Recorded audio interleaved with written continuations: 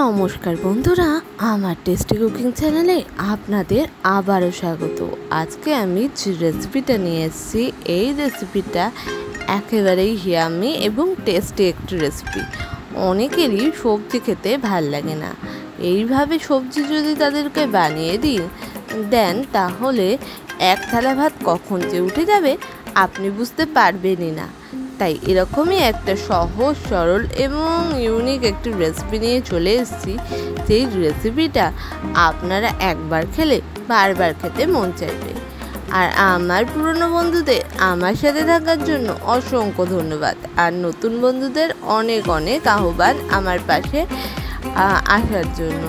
এইরকমভাবেই আমাকে সাপোর্ট করুন, আর ভালো ভালো রান্না শেখার জন্য আমার চ্যানেলটাকে সাবস্ক্রাইব করে দিন। তো আজকে যে রেসিপিটা আমি নিয়ে চলে এসেছি সুস্বাদু ধরনের, সেটা আর কিছুই না, পটল চিংড়ি বাটা বা ভর্তা। এর জন্য আমি পটল নিয়ে নিয়েছি আর নিয়ে নিয়েছি চিংড়ি মাছ। পটলটার সামনের দিকটা ছোট মুখটা কেটে নিয়েছি। এরপর পটলের খোসাটাকে হালকা হালকা ছাড়িয়ে নিয়ে ওটাকে গোল গোল করে কেটে নিচ্ছি, তাহলে এটা বাটতে সুবিধা হবে। এরপর খোসা ছাড়ানো চিংড়ি মাছগুলোতে নুন হলুদ ভালো করে মাখিয়ে নিচ্ছি, যাতে এর মধ্যে নুন হলুদের ফ্লেভারটা ঢুকে যায়। এরপর কড়াইতে দিয়ে দিলাম একটুখানি সর্ষের তেল। সর্ষের তেলটা গরম হলে ওর মধ্যে দিয়ে দিলাম শুকনো লঙ্কা আর কালো জিরে। এরপর ওটাকে গরম হয়ে গেলে পরে একটু রসুন থেতো করে রেখেছিলাম, সেটাও এর মধ্যে দিয়ে ভালো করে নাড়িচাড়ি মিশিয়ে নিচ্ছি। যখন এটা ভাজা ভাজা হয়ে গেল, ওর মধ্যে দিয়ে দিলাম পেঁয়াজ কুচিটা।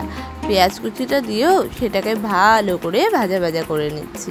তো পেঁয়াজটা ভাজা ভাজা হয়ে গেছে। এবার ম্যারিনেট করা চিংড়ি মাছগুলো এর মধ্যে দিয়ে আবারও ভালো করে নাড়িয়ে চাড়িয়ে মিশিয়ে নিচ্ছি। এই রকম সুস্বাদু রান্না একবার খেলে বারবার খেতে মন চাইবে। তো এখানে আমার চিংড়ি মাছটা ভালো করে ভাজা হয়ে গেছে কথা বলতে বলতে। এবার আমি পটলগুলো দিয়ে দিচ্ছি। পটলগুলো দিয়ে আবারও ভালো করে চিংড়ি মাছের সাথে নাড়িয়ে চাড়িয়ে মিশিয়ে নিচ্ছি। যেহেতু আমি পটলে নুন হলুদ কিছুই মাখাইনি, তাই এখন উপর দিয়ে পটলের মধ্যে নুন, চিনি আর দিয়ে দিলাম একটুখানি হলুদের গুঁড়ো। এরপর আবার ওইটাকে ভালো করে মিশিয়ে নিচ্ছি, যাতে পটলের মধ্যে সমস্ত জিনিসগুলো ভালোভাবে মিশে যায়। এবার ঝালের জন্য দিয়ে দিলাম 3টে মাত্র কাঁচা লঙ্কা। এখানে আপনি ভালো ঝাল খেতে চাইলে সেই অনুযায়ী কাঁচা লঙ্কা দিয়ে দেবেন। ওটা দিয়েও ভালো করে নাড়িয়ে চাড়িয়ে কিছুক্ষণের জন্য ঢাকা দিয়ে দিলাম, যাতে জলটাও মজে যায় আর জিনিসটা সিদ্ধ হয়ে যায়। তো এখানে আমার জলটাও মজে গেছে, জিনিসও সিদ্ধ হয়ে গেছে। এবার একটু ঠান্ডা করে এটাকে একটা মিক্সিং জারের মধ্যে ঢেলে নিচ্ছি। আপনি চাইলে এটাকে শিল নোড়ায়ও বেটে নিতে পারেন। কথা বলতে বলতে এটা আমার মিক্সিং জারে ঢালা হয়ে গেছে। এবার আমি এটাকে ঢাকা দিয়ে দিচ্ছি। ঢাকা দিয়ে 10 মিনিট জন্য ভালো করে ওটাকে পেস্ট করে নিয়েছি, একদম মিহি টাইপের পেস্ট। এরকম পেস্টই মুখে ভালো লাগে। এরপর কড়াইতে আবারও তেল দিয়ে ওর মধ্যে দিয়ে দিলাম একটু পরিমাণে কাশ্মীরি লঙ্কা। কাশ্মীরি লঙ্কা ইচ্ছে হলে দেবেন, না হলে না দেবেন। কাশ্মীরি লঙ্কায় কালারটা ভালো আসে। এরপর আমি এর মধ্যে দিয়ে তেলটাকে ভালো করে নাড়িয়ে চাড়িয়ে ওর মধ্যে দিয়ে দিলাম বাটা পেস্টটা পটল আর চিংড়ি মাছের। এবার ওটাকে দিয়েও ভালো করে নাড়িয়ে চাড়িয়ে মিশিয়ে নিচ্ছি। এরপর ওর মধ্যে দিয়ে দিলাম একটু পরিমাণে স্বাদের জন্য চিনি। বাটা বা ভর্তা রান্নায় একটু চিনি না দিলে ঠিক টেস্টটা ভালো হয় না।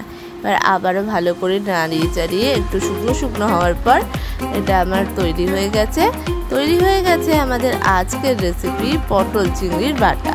এবার আমি টেস্ট করে দেখব এটা ঠিক কেমন হয়েছে।